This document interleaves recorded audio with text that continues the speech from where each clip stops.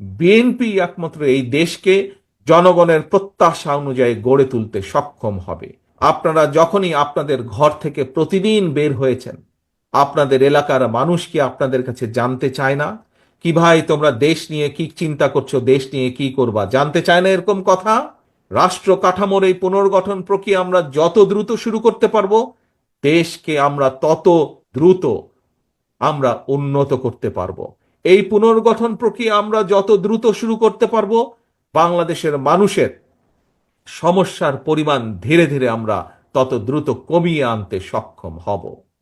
প্রিয় সহকর্মীবৃন্দ, আজকে আপনারা যারা এই সম্মেলন উপলক্ষে এখানে উপস্থিত হয়েছেন, আপনাদের পরিচয় কি?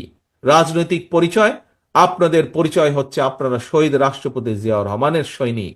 আপনাদের পরিচয় হচ্ছে আপনারা দেশনেত্রী খালেদা জিয়ার সৈনিক। কাজেই অর্থাৎ দিন শেষে আপনাদের রাজনৈতিক পরিচয় আপনারা বাংলাদেশ জাতীয়তাবাদী দল তথা বিএনপির একজন নেতা বা একজন কর্মী হিসাবে আপনারা এখানে উপস্থিত হয়েছেন।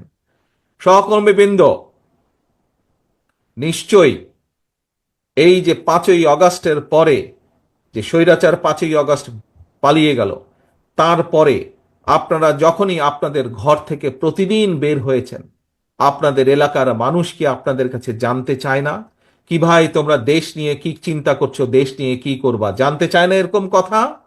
জানতে চায় এরকম কথা? আপনারা যখন বের হন ঘর থেকে, যখন হাটে বাজারে মসজিদে মাদ্রাসায় বা বিভিন্ন জায়গায় আপনাদের সাথে বিভিন্ন মানুষের দেখা হয়, যখন জানে আপনি বিএনপির একজন নেতা, আর যখন জানে আপনি বিএনপির একজন কর্মী, দেশ নিয়ে আপনাকে জিজ্ঞেস করে না আপনাকে?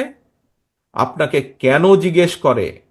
আপনাকে এই কারণে জিজ্ঞেস করে যে মানুষের বিশ্বাস, সাধারণ মানুষ, এই দেশের ভোটার, অধিকাংশ মানুষের বিশ্বাস এই দেশে যদি ভালো কিছু করতে পারে, এই দেশকে যদি পুনর্গঠন করতে পারে, এই দেশকে যদি আবার যদি এই দেশকে স্বাভাবিক গতির দিকে ধাবিত করতে পারে, যেরকম দেশকে বাংলাদেশের মানুষ দেখতে চায়, বাংলাদেশের মানুষের প্রত্যাশা যেই দেশের, সেই দেশকে যদি গড়তে হয়, কে করতে পারবে?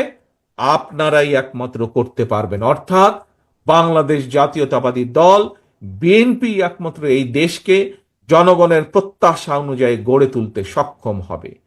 মানুষ এটি বিশ্বাস করে বলেই আপনার কাছে জানতে চায় দেশের ভবিষ্যৎ কি, আপনার কাছে জানতে চায় কিভাবে আপনার দল দেশকে পুনর্গঠন করব। প্রিয় সহকর্মীবৃন্দ, প্রিয় ভাই বোনেরা, বিএনপি বাংলাদেশের সবচাইতে বড় রাজনৈতিক দল। এটি আমাদের সাথে অন্য যত রাজনৈতিক দল আছে যারা আন্দোলনে আমাদের সাথে ছিলেন, পাশে ছিলেন, প্রত্যেকটি রাজনৈতিক দলের নেতৃবৃন্দ একই কথা বলেন। যেহেতু বিএনপি সবচাইতে বড় রাজনৈতিক দল, সেই জন্য আপনাদের দায়িত্ব কিন্তু সবচাইতে বড়, আপনাদের দায়িত্ব সেই জন্য সবচাইতে কঠিন। প্রিয় সহকর্মীবৃন্দ, যখন আপনি জীবনে একা ছিলেন, তখন আপনি একা ছিলেন।